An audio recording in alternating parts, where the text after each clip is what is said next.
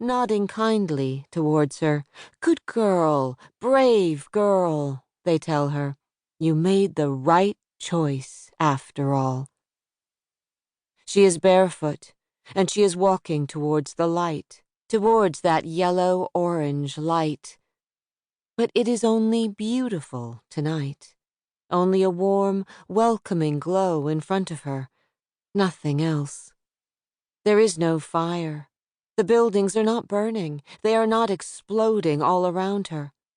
She can no longer hear the screams of the women, of the children trapped inside, or the smashing of bombs falling out of nowhere, out of nothingness, because nothing is falling, and no one is calling out now.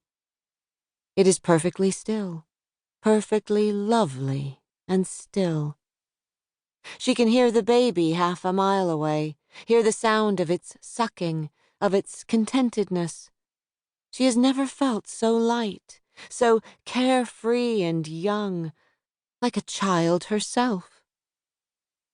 The baby is safe, safe without me.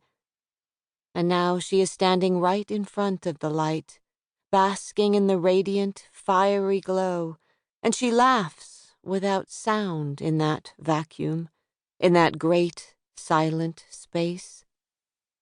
But in the last seconds of her dream, all noise and sound come crashing back, and with terror she looks behind her, and the hill is on fire, the baby is gone. And she cannot look down, cannot force herself to look down, but now something terrible and heavy is back in her arms, dragging her down with its weight, and she screams. Chapter 1. Montepulciano, Province of Siena, Tuscany, 1945. She was screaming still when she woke up. The person lying next to her nudged her mechanically, and another woman sleeping nearby rolled over and cursed under her breath, and went back to a fitful sleep. But Diana was awake.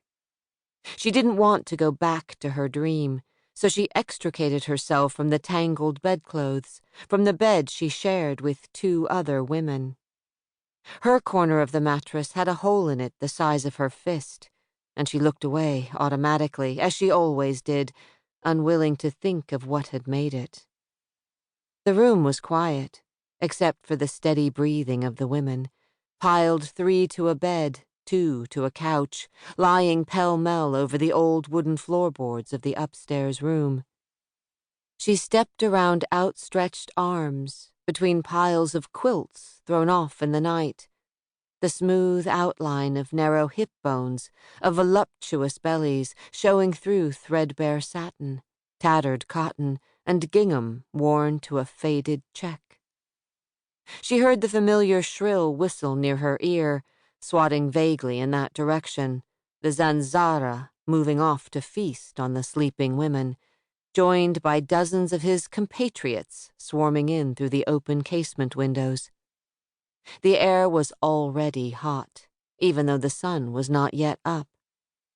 When she reached the bathroom, the water was tepid coming out of the taps, the only coolness coming from the large square tiles beneath her feet.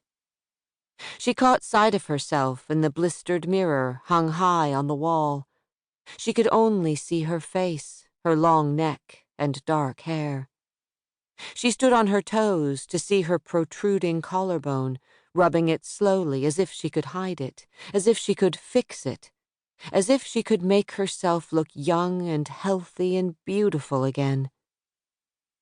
"There isn't much time," ran through her head. There isn't much time, and there is too much time. In another moment, while it was still dark, Donna Lucia would come stomping up the stairs, yelling and cursing in Italian, using words Diana had come to recognize as, "Get up, you lazy bitches, time to work. I should throw you all out in the street," followed by a diatribe that always ended in the same 3 names, gossiped to be former lovers, or the names of sons dead in the war.